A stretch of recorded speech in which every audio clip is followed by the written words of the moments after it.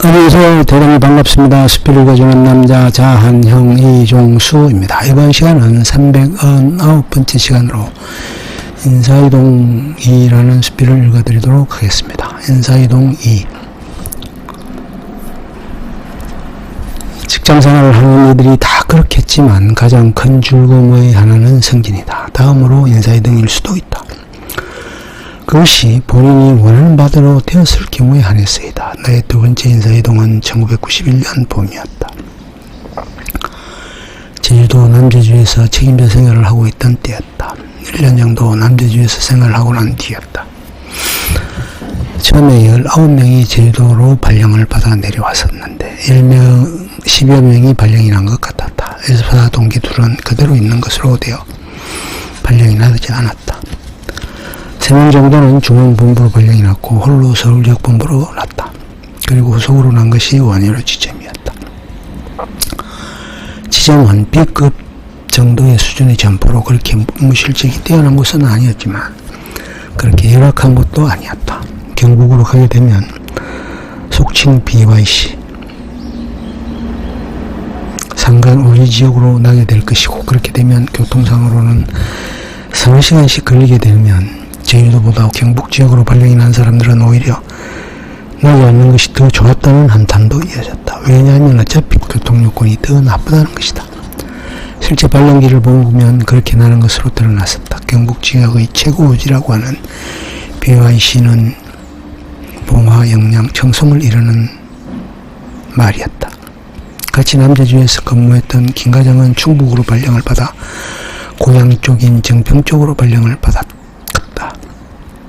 그때 상황은 한 달 전쯤에 집사람이 둘째를 해산하러 저가 쪽에 가 있었던 때였다.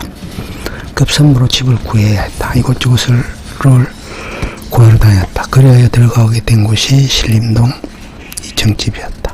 조그만 집이었지만 그래도 그런 보금자리를 갖게 된다는 것에서 큰 위안을 가졌었다. 사무실까지도 그리 멀지 않았다.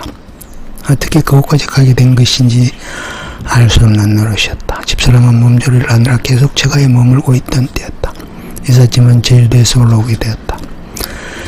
짐을 보내고 하는 것은 같이 근무했던 직원이 전담해 주었다. 이사 비용도 만만치 않았다. 이미 그 전에 2년 동안 서울생활을 경험했던 터라 그렇게 생소하거나 낯설지는 않았다. 그러나 그것이 예전과는 좀 다른 부분이, 이제는 가정을 이루고 가족이 살아야 하는 부분이 조금은 달라진 부분이었다. 90년도에도 같이 4개월 정도 생활을 하기는 했었지만 이제는 좀 다른 상황이 되었다. 식구도 불어나 내 식구가 되어 있었다.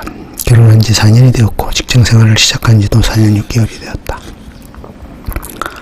집사람은 전년도 9월부터 육아휴직 3년간에 들어가 있었던 기간이었다. 이번에 인사이동으로 인해 4번째 사무소에서 근무를 하게 된 셈이었다. 지점장님은 정년을 얼마 남겨놓지 않은 분이었다. 본래 공직에 계셨던 분이었는데 퇴직 후 농협으로 들어오신 경우였다. 상당히 명망이 높았던 이였다. 올림픽 선수촌 아파트에 살았는데 퇴직 후의 생활을 위해 안양 쪽으로 이사를 하셨다. 80년도부터 지점장 생활만 하셨는데 사무소 등급에 따라 차이나는 수당 때문에 수당이 높은 사무실에서 낮은 사무실로의 정관에 대해 상당히 불만을 토로하시기도 하셨다. 직원들은 12명 수준이었다. 지역본부 시절 함께 근무했던 직원이 2명 정도 있었다. 인적 구성이 정규직도 많았지만 몇몇 직원은 기능직에서 환직한 직원도 몇 명 있었다.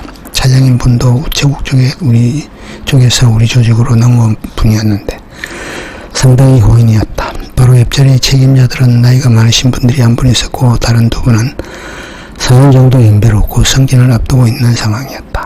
한 분은 대전 출신이었는데 대전에서 지점장을 끝으로 정년을 했었다.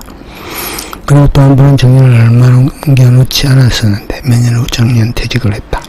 또한 책임자는 내가 원효로 지점을 떠난 후 얼마 후 과로가 겹쳤는 뒤에 댁에서 취침을 하던 중 뇌졸중으로 돌연사를 했었다. 안타까운 노릇이었다. 승진이 코앞이었기에 아쉬움이 더 컸었다. 부하 직원으로 데리고 있던 직원 중 한 명은 7년 정도 연배였었는데 기능직에서 갓 환직해서 업무에 상당히 서툴렀다. 제대로 사무적인 업무 처리를 하지 못해 시제장 등을 작성해 주기도 했었다. 그 후 결국 가락시장 지점으로 전출을 갔었고 98년도쯤에 명퇴를 했었다. 고향 마을로 내려가 농업에 종사했었으나 그것도 여의치를 않아 다시 상경해서 계약직으로 지점에서 생활하고 있었다. 방송통신대학까지 졸업할 만큼 학구열은 대단했었다. 자식이 하나 있었는데 얼마 전 결혼을 시켰다. 5년 정도의 연배인 여자 직원이 한 명 있었는데 아주 역을다운 면모를 보였었다. 성진을 미려오다 어느 날 작심을 하고 성진 시점에 도전을 했었는데 얼마나 독서실에 앉아 있었던지 몹살병에 걸려 수술을 하기도 했었다. 그런데 그런 열정으로 도전을 해서 다음에는 당당히 합격해서 성진의 영예를 안기도 했었다. 이제 지나놓고 보니 그 시절이 참으로 그리워지기도 한다. 후배롭게 여직원 등과 함께 몰려다니며 재미있어 하기도 했었다. 청원경찰을 했었던 한 직원은 고향집에 갔다가 벼랑간 돌아가시기도 했다. 앵글의 음식집, 술집 등이 널려있어 항상 대금 5년 한 잔씩 하기도 했었다. 체육 행사를 치악산에 가기도 했었다. 소규모 사무소였지만 전 직원이 혼연일체가 되어 근무를 했었던 것 같았다. 다음에는 농협직원으로 시작해 마무리를 하는 분이 지점장으로 오셨다. 상당히 강직하였던 듯하고 공평무사하게 업무를 처리했었던 듯하다. 지점장 취임 후 한 달여 만의 인사이동으로 인해 같이 근무를 하지를 못했다. 그 이후 원효로 지점은 성성장구에서 전국에서 제일 가는 지점으로 우뚝 서기도 해서 특진을 하는 등 영광을 누리기도 했었으나 그 후에 불미스러운 사건에 연루되어 홍역을 치르기도 했었다.